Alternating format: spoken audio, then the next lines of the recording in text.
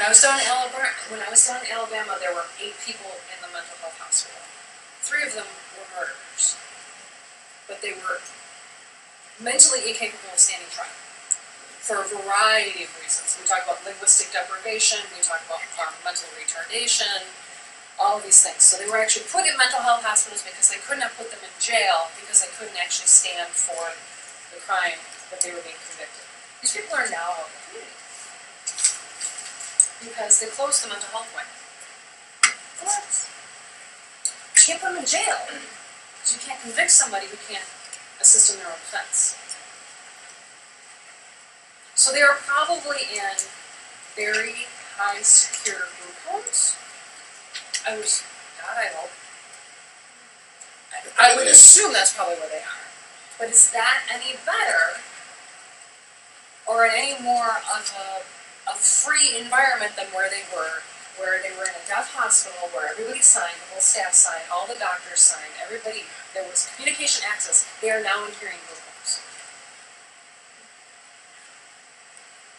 So when you say that they can't be convicted, you mean like previously though they would have had to have gone to trial sort of thing but pled insanity, right? They weren't just plopped in this after murdering someone, right? They didn't plead insanity. They pled, I don't remember, it's been a number of years since I've been down there. I know one of them pled not guilty by reason of mental defect. So the court decided that they were going to put them in the mental health hospital until they were competent, which means that the staff's job is to make them competent.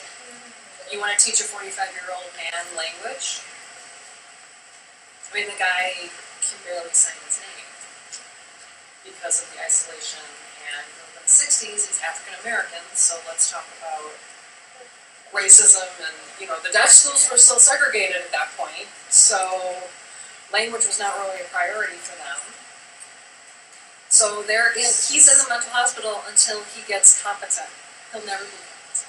He will die in a mental health hospital, or wherever they decide to put him. But now they're not, they were together. The coolest thing about that was they were all together and everybody could sign. Like, okay, sometimes you looked at him kind of funny because there was other stuff going on. He had psychosis and all kinds of other stuff. But at least everybody could communicate on some level. Now they're all spread out and they're isolated. So they're out in the community because that's what everybody wants. We don't want anybody hospitalized long term. We put them out in the community because that's the best place to put them. But now they're isolated. Yeah.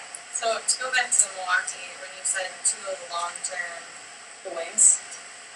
how many, is there like so many wings that only some of them are getting closed but others aren't? How are they deciding who is going to be let out into the community and who's not? Or are they just like picking random names out of hats? They are closing the 2 long-term care wings, which are pretty much the people who live there, who have lived there. They're keeping the crisis center open, and they have an area called 72-hour hold. They put them in, chill them out, get their meds adjusted, and then ship them off to wherever they're going to ship them off to. But they're closing the wings where these people were at some point, whoever their guardian, whether it was the county or the state or the family, decided that they were going to live there permanently for whatever reason. And I know there's 2 deaf there right now that have been there for years. Just asking so many questions. Sorry. No, that's fine.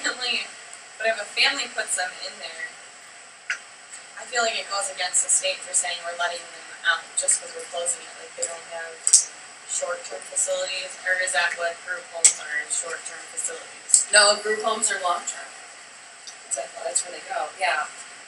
The one patient in there, she's been in there before I became an interpreter, so I've been working professionally for 10 years. I met her shortly after I graduated because one of my mentors took me in to meet her.